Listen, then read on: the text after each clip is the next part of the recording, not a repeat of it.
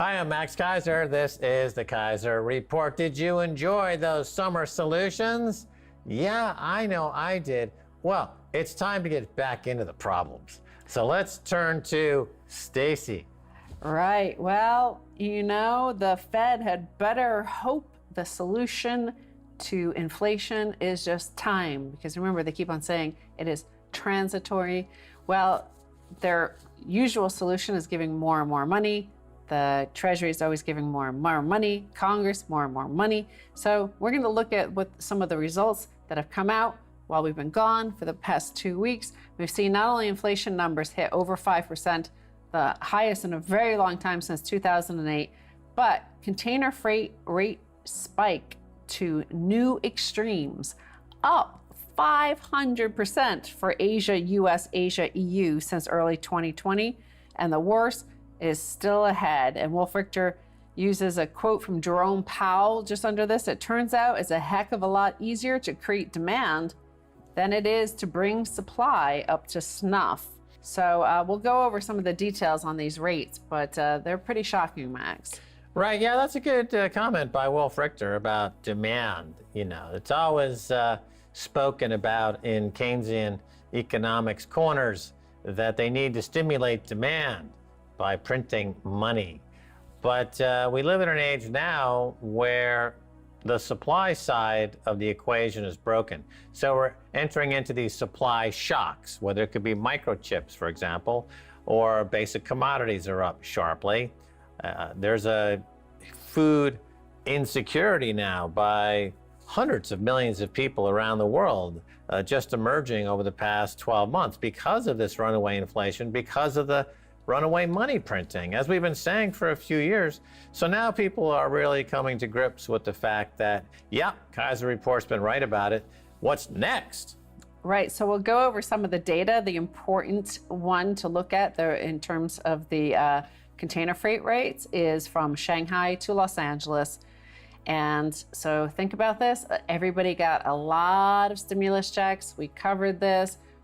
Thousands and thousands of dollars over the past year, a year and 2 months. And what they did is they bought durable goods. They bought refrigerators, they bought washing machines. And where did it all come from? It came from China. So this is the most important one for this COVID lockdown story and the supply shortages and rates spiking.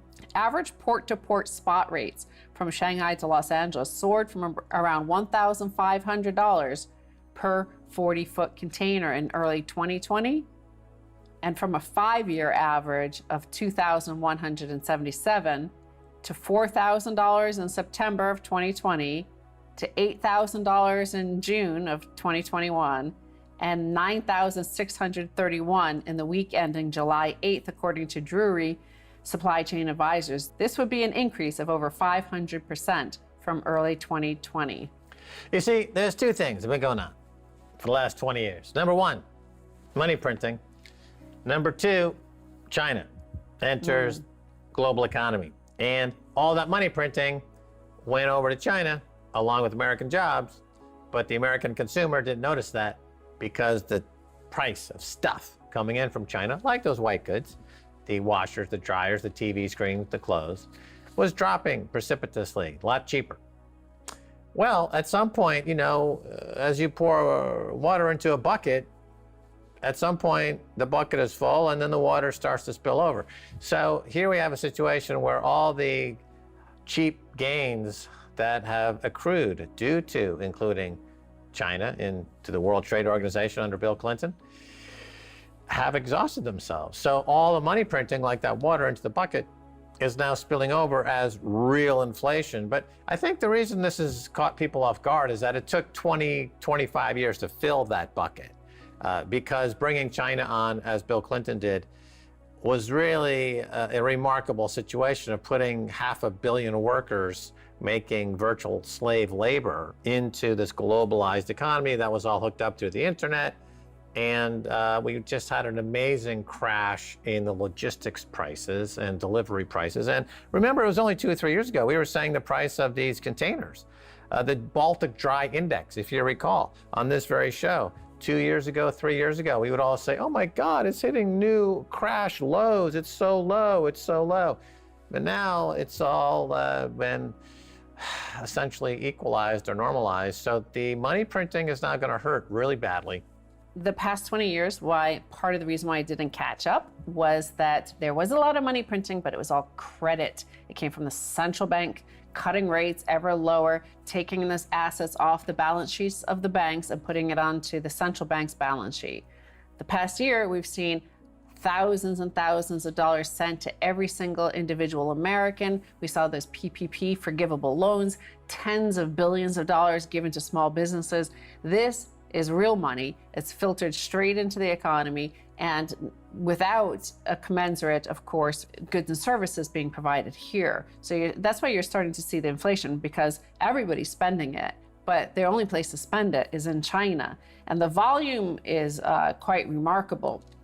So what you see is the Port of Los Angeles has been setting records in terms of the volume of imported loaded containers. The container volume is expressed in the standard measuring unit of TEU, which stands for 20-foot equivalent unit, where a 40-foot container contains 2 TEUs. For the 5 months from January through May, the port imported 2.37 million TEU in loaded containers, according to data from the Port of Los Angeles. This was up from 26% from the prior record period of January through May of 2017. So it set a new record high by 26% of the previous record high. You can see the parabolic move. It all started exactly, all of this data started exactly once the first stimulus checks started to pour into American coffers. So it is causing some inflation, is causing some friction as well, because of course you're starting to see headlines suggesting that it's China that's causing inflation, or you see signs that it's Bitcoin causing hyperinflation. Right. Well, interesting. Those two brought up in that context. Look, China's GDP is up like 18%, and the U.S. is barely positive. And why? Because China is trying to grow their economy. If you're trying to grow your economy based on manufacturing stuff and selling it, you're going to end up with people working, manufacturing stuff, and selling it. If you have an economy based on social justice warriors who are begging for more stimulus checks so they can give it all to China, your GDP is not going to go up because you're not manufacturing stuff to sell to Chinese people or anyone else in the world. Well, you're definitely going to see, because we haven't seen this in our entire adult lifetimes. We had this in our childhood of the inflation, and it causes a lot of friction. It causes tension because you're flush with money,